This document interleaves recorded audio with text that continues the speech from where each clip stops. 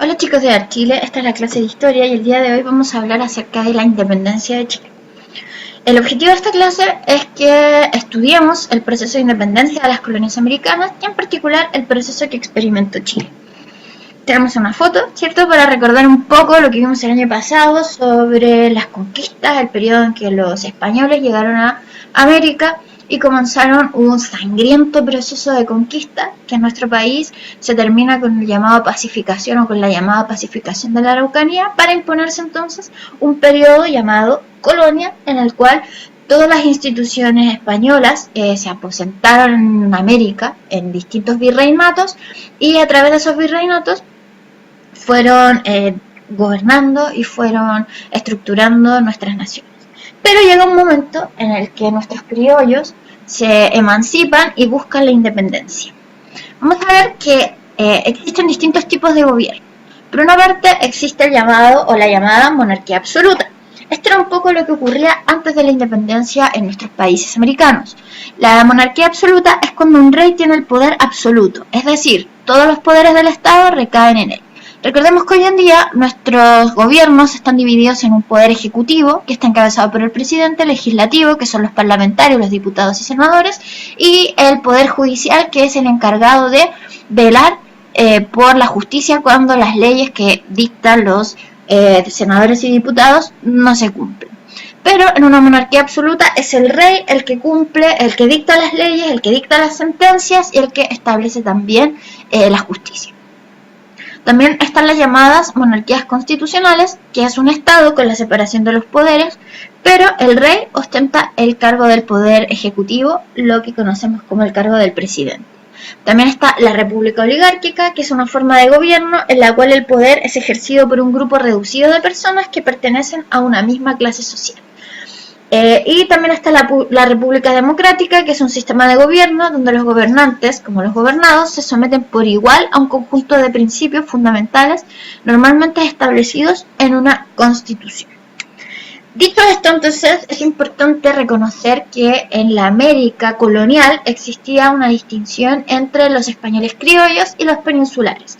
Peninsulares son aquellos que venían desde España, habían nacido en España y eran enviados con cargos reales, tenían o gozaban de mayor prestigio. Por su parte estaban los criollos, que eran hijos de españoles, pero habían nacido en América y por lo tanto gozaban de menores prestigios. Pero los criollos en un momento deciden emanciparse. ¿Cuáles son las razones? Vamos a tener que, por una parte, en las colonias americanas, el comercio, los gobernantes dependían de la voluntad del rey de España. Pero el rey de España estaba a meses de distancia, porque recordemos que en ese tiempo no existía el teléfono, no existía el telégrafo, la única forma de comunicación eran las cartas, y las cartas llegaban a través de los barcos. Por lo tanto, era tremendamente difícil poder tener este contacto con el rey, y el rey, que no conocía la realidad de América, tomaba las decisiones por los criollos que vivían acá. Por su parte, comenzaron a surgir entonces movimientos independentistas porque los criollos buscaron independizarse de la corona española, desembocando en la conformación de países libres y soberanos, es decir, de gobiernos y autoridades y leyes propias, es decir, nosotros que vivimos acá, que conocemos nuestra realidad, nos gobernamos y establecemos las reglas y leyes que nos van a regir. Y hay un proceso histórico multifactorial que va a presentar causas internas y externas para esta independencia de los criollos. ¿Cuáles son las causas internas de la independencia de América? Por una parte, vamos a tener la llamada dinastía borbónica. Hay un cambio en la dinastía en quienes regían la corona en España, y esta dinastía borbónica busca centralizar la autoridad en el rey porque lo que busca es aumentar los ingresos de la corona. Entonces, ¿qué hacen estos reyes o esta nueva dinastía borbónica? Manda a América y en los cargos importantes reemplaza a las autoridades criollas y establece a españoles venidos desde la península para ocupar los grandes cargos. Y por otra parte, como lo que le interesa a la dinastía borbónica es aumentar sus ingresos, vamos a ver que van a ingresar muchos productos a las colonias y este mayor ingreso de productos europeos va a comenzar a generar una crisis en los comerciantes locales, quienes no pueden competir con los costos de operación que tienen los productos europeos y por lo tanto va a generarse una crisis económica. Dentro de las causas externas que propiciaron la independencia de América, vamos a tener a la Ilustración. La Ilustración era un sistema filosófico que planteaba la igualdad de todos los ciudadanos ante la ley, de todos los ciudadanos hombres ante la ley. Va a existir la llamada división de los poderes del Estado, es decir, el poder ejecutivo, legislativo y judicial, y va a establecer además la soberanía popular, es decir, el pueblo es el soberano y es quien tiene el derecho de escoger a sus gobernantes, a sus representantes. Otro elemento importantísimo de las causas externas de la independencia de América va a ser la Revolución Francesa. Y vamos a tener que entre 1789 y 1799 los franceses lograron derrocar a la monarquía absoluta y establecieron una república y proclamaron la Declaración de los Derechos del Hombre y del Ciudadano. Y otro antecedente importante de la independencia de América va a ser la independencia de Estados Unidos. Estados Unidos, el 4 de julio de 1776, deciden independizarse de la corona británica. Entonces vamos a ver que en América va a comenzar a surgir las primeras juntas de gobierno. Los cambios ocurridos en Francia tras la Revolución permitieron la llegada al poder de Napoleón Bonaparte en 1799. Vamos a tener que Napoleón se propuso conquistar Europa y crear un vasto imperio, un tremendo imperio. La idea de Napoleón era un poco volver al llamado Imperio Romano. Por otra parte, vamos a tener que en 1808 Napoleón invade España y toma como prisionero al rey Fernando VII, nombrando a su hermano José Bonaparte como nuevo rey de España. Esta situación o estas acciones fueron consideradas ilegítimas por el pueblo español, quienes, basándose en la idea de que en la ausencia del rey el pueblo tenía el derecho a autogobernarse, formaron en España diversas juntas de gobierno que fueron leales al rey que estaba en cautiverio. Y por otra parte, los criollos americanos, en este contexto del rey prisionero, decidieron que tenían el mismo derecho que España y comenzaron a establecer sus primeras juntas de gobierno. Y acá en el mapita entonces tenemos las primeras juntas que se van a ir desarrollando: la Junta de Bogotá, la Junta de Caracas, la Junta de Quito, la Junta de Santiago, la Junta de Buenos Aires, etc. Y vamos a tener entonces que la independencia de Chile se va a determinar por distintas causas, al igual que la del resto del continente americano. Pero vamos a tener que principalmente existe un gran disgusto hacia el sistema de dominio impuesto por la corona española.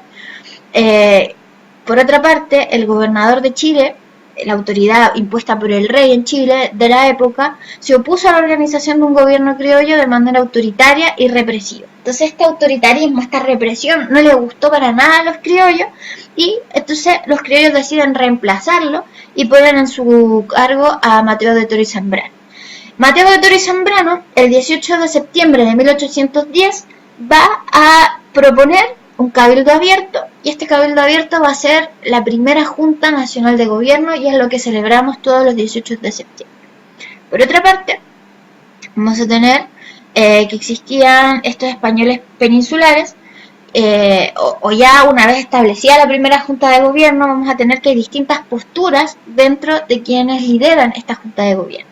Y aquí vamos a tener a los españoles peninsulares, que son quienes van a ser partidarios todavía de la monarquía y que quieren evitar la conformación de esta Junta de Gobierno o que esta Junta de Gobierno prospere.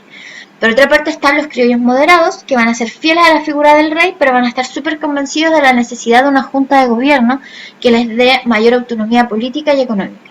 Y por otra parte, los criollos moderados van a abogar por una creación de una Junta de Gobierno, pero que limite el poder del rey.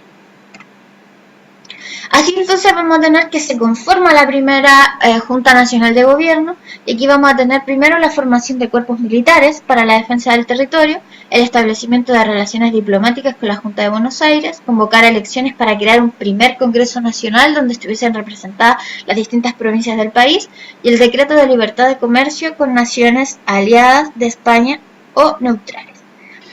Así vamos con la primera Junta Nacional de Gobierno a la creación de la llamada Patria Vieja. La Patria Vieja es la creación del primer Congreso Nacional que se va a realizar el 4 de julio de 1810. Y vamos a tener a congresistas que van a ser moderados, es decir, aquellos que dicen que sí tiene que existir la figura del rey, pero que tiene que tener límites en su poder, y los exaltados, que son aquellos que quieren independencia absoluta. El 4 de septiembre de 1811, los hermanos Juan José y José Miguel Carrera lideraron un movimiento militar que dejó como mayoría al grupo de los exaltados en el Congreso, y el virreinato del Perú, al ver este liderazgo de los exaltados, de los que no querían al rey, envió fuerzas militares para restaurar el poder real, lo que finalmente se logra en la llamada Batalla de Rancagua. Tras la Batalla de Rancagua, donde el ejército chileno es derrotado, conocido como el desastre de Rancagua, viene la llamada Reconquista. La Reconquista va a tener distintas políticas impuestas, pero dentro de las principales está el destierro de los criollos que se oponían al poder del rey, y a ellos los mandaron al archipiélago de Juan Fernández y les confiscaron, es decir, les quitaron todos sus bienes. Se creó el regimiento de los Talavera de la Reina, que era un cuerpo militar encabezado por Vicente Sambruno, que se encargó de la represión y de la persecución política. Y hay una derogación, es decir, se eliminan todas las reformas políticas implementadas durante la Patria Vieja. En la Reconquista entonces vamos a tener que va a existir una permanente lucha entre bandos, entre el bando realista, que desean seguir sujetos a la corona española, y los patriotas que querían a toda costa la independencia de Chile. La corona responde con violentas medidas represivas, y este actor abusivo de la corona española por medio de las tropas realistas va a motivar que gran parte de los criollos se sintieran motivados a adherir al bando de los patriotas. Es decir, estas medidas represivas, en lugar de controlar a los exaltados, generó más ruido, y muchos de los que estaban en el bando de los moderados se pasaron al bando de los exaltados. Y en la batalla de Chacabuco se consigue por fin expulsar al ejército realista, y esto ocurrió en el año 1817. Así vamos a tener que el ejército libertador, es decir, el que luchaba para la independencia de Chile y luego para la independencia de toda América, va a tener dos frentes. Por una parte, un frente interno que va a estar en el interior de Chile, donde se crearon las fuerzas irregulares para distraer y dispersar al ejército virreinal. Además, se formaron redes de espionaje y de comunicaciones clandestinas con el ejército libertador. Por su parte, el ejército libertador estaba formado en Argentina, liderado por el general José de San Martín, quien creó un ejército para lograr la independencia de Chile, que luego se trasladó a Perú, y entre sus filas y como lugarteniente se encontraba Bernardo Higgins, porque la idea del general San Martín desde un principio fue la liberación de toda América, porque él decía que si Argentina se liberaba pero Chile seguía siendo dominio de la corona española, entonces podían rearmar su ejército y volver a controlar a la República Argentina. Por lo tanto, era indispensable que toda América fuera liberada.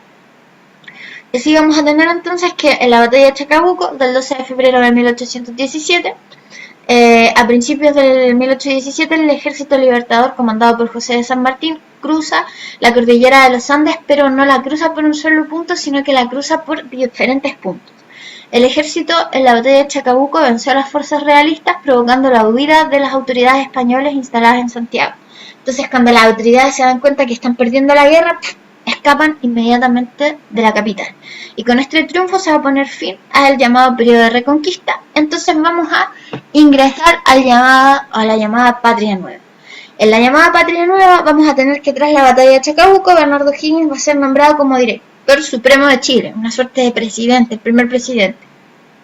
Pero aunque el ejército realista ya estaba derrotado, igual seguían existiendo algunas batallas, se levantaban había algunos alzamientos, por lo tanto debían desarrollarse estas batallas contra el ejército realista. O'Higgins entonces, para